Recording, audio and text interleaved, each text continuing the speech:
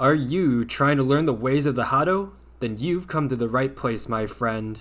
Today we'll be covering a deck made by Gengur, one of the top RYU players in ladder right now. If you guys don't know who Gengur is, he is a Shadowverse player for the team Echo Fox, and he's always been consistently placing in the top of ranked. Hang on to your hats, and let's get this show on the road.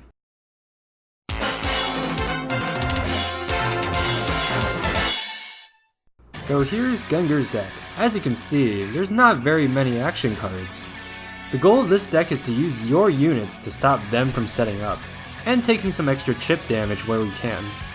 A lot of your game plan will revolve around playing your units at the correct timing so that you can gain board advantage, while your AP starts building up. Oh great, thanks Ark. Now I can go get champ. Wait, where are you going? 大丈夫だ。問題ない。 No, stop! Not there! Not yet!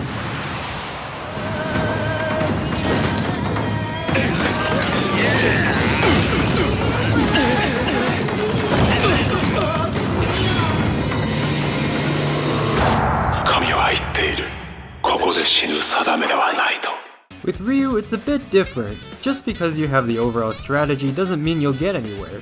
You'll need to know every component of RYU's kit to make sure that you don't end up losing most of your matches. So let's jump right into RYU's hero art. Shinku Hadoken.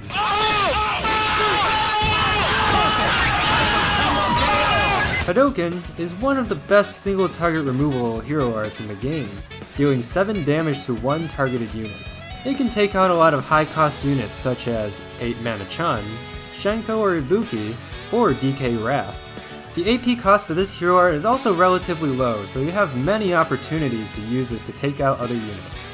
So do we just try to spam units to get as much AP for Hadoken? Well, not quite. Although we do want to build up AP for Hadoken, the idea is to play only when necessary, so that we can maximize the efficiency of our units and gain as much mana as possible. Each unit has its own specific type of roles, so I'll be separating them into groups. First up, we have the Burn. These are cards you use in reaction to their spells, and you can use them to hit their face for a little bit of chip damage. So we run 2 sneak attacks and 1 headshot for this purpose. Next up, we have the Splashers. These are cards that deal AoE damage on the board, and it helps against weakened enemies or enemies with low HP where you can singly target them for killing.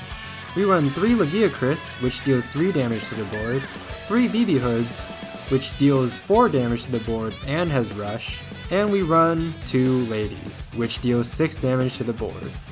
BB Hood is especially good due to her rush ability and high HP, which you can use to take out enemies. And Lady is pretty good when you have a lot of mana, so during the early game or the late game.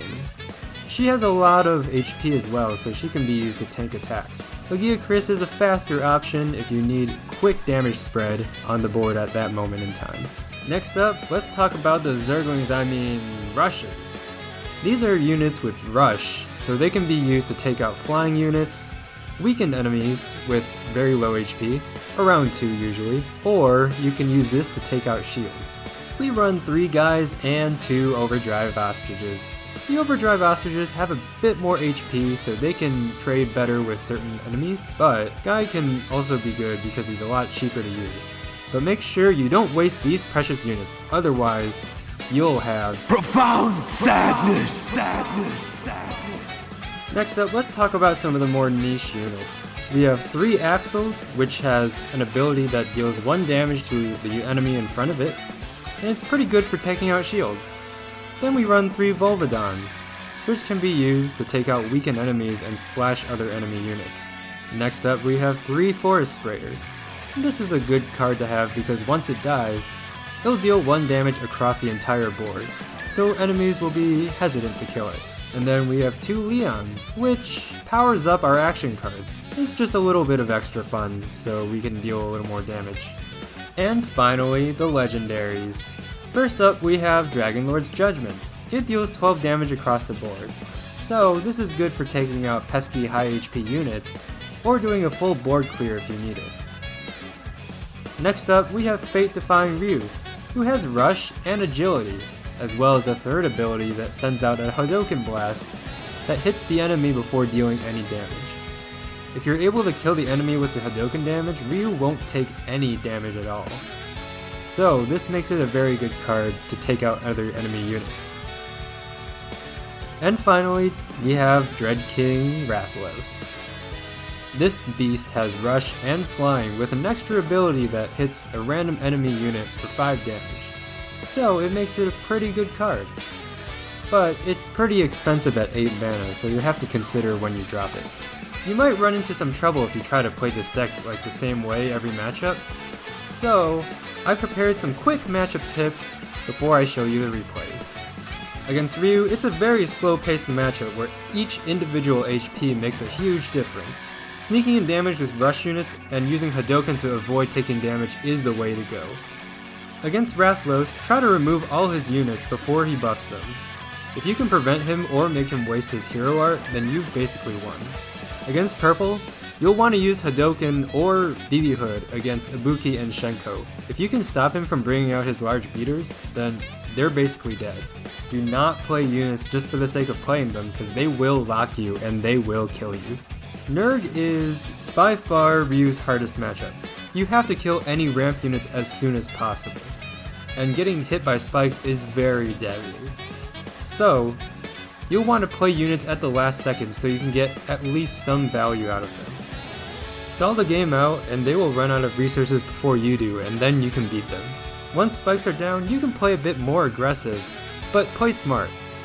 The Wesker matchup is a bit of a struggle because you're feeding his revenge units and the splash doesn't work well late game.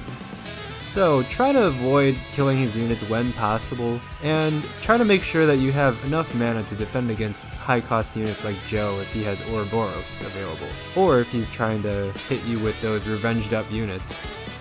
Against Green, good freaking luck. It's a very tough matchup, but at least you have units that can take out shields.